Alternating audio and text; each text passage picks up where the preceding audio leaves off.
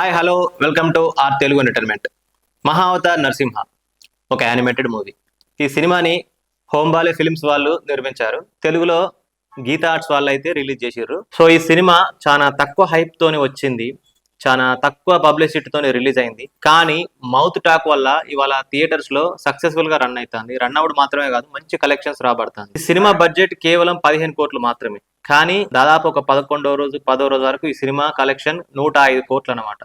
15 కోట్ల బడ్జెట్ తోని నిర్మించబడ్డ ఈ సినిమా ఇవాళ 105 కోట్లు వసూలు చేసిందంటే చాలా గ్రేట్ అంటున్నారు సినిమా ఎక్స్పర్ట్స్. హిందీలో ఈ సినిమా దాదాపు 70 కోట్లు వసూలు చేసింది. తెలుగులో ఈ సినిమా 20 కోట్ల దాకా వసూలు చేసింది. చాలా మంది భక్తితో బతికే వాళ్ళు, భక్తి జీవితం అనుకునే వాళ్ళు, ఇంకా కొంతమంది స్వామీజీలు లాంటి వాళ్ళు, సాధువులు లాంటి వాళ్ళు కూడా ఈ సినిమా థియేటర్కి వచ్చి చూడడం చాలా పెద్ద ఆశ్చర్యంగా అనిపిస్తుంది. అఫ్ కోర్స్ వాళ్ళు దేవుని కోసం వస్తున్నారు, ఇది దేవుని సినిమా కాబట్టి. అయినా సరే అలాంటి వాళ్ళు కూడా థియేటర్కి వచ్చి సినిమాలు చూస్తున్నారు. థియేటర్ బయట చెప్పులు విప్పి థియేటర్లోకి వెళ్ళి సినిమాలు చూస్తున్నారంటే ఇది ఈ రోజుల్లో చాలా చెప్పుకోదగ్గ విషయం అన్నమాట.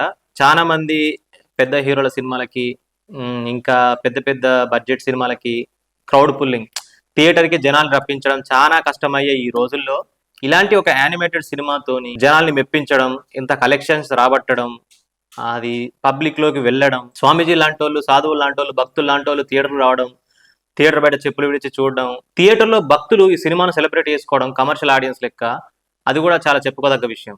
ఇంత మంచి సినిమాకి సరైన పబ్లిసిటీ అయితే తెలుగులో చేయలేదని నాకైతే అనిపించింది. ఎందుకంటే ఈ సినిమా అసలు ఎప్పుడు రిలీజ్ అయిందో కూడా తెలియలేదు. కానీ మౌత్ టాక్ వల్లనే రోజు రోజుకు సోషల్ మీడియాలో దీని గురించి మంచి ట్రోల్స్, ఇంకా పబ్లిసిటీ, మౌత్ టాక్ ద్వారానే హైప్ అనేది వచ్చింది అన్నమాట.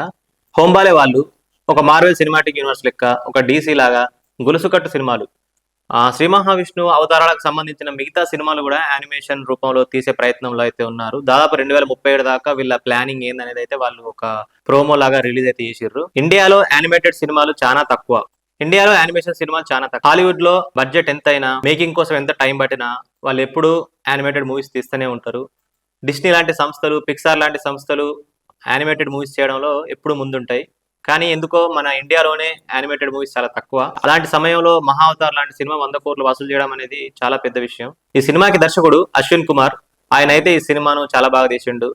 సినిమాను చూసిన వాళ్ళందరూ ఏం చెప్తున్నారంటే క్లైమాక్స్ లో గూస్ బంప్స్ వస్తున్నాయి, ఇంత మంచి క్వాలిటీ మూవీ ఇంత తక్కువ బడ్జెట్ లో తీయడం అనేది చాలా గ్రేట్ అని అంటున్నారు. ఈ వీడియో కనుక మీకు నచ్చినట్లయితే తప్పకుండా లైక్ చేయండి, కామెంట్ చేయండి, షేర్ చేయండి. మా R Telugu entertainment YouTube channel ని తప్పకుండా సబ్స్క్రైబ్ చేసుకోండి. Thanks for watching.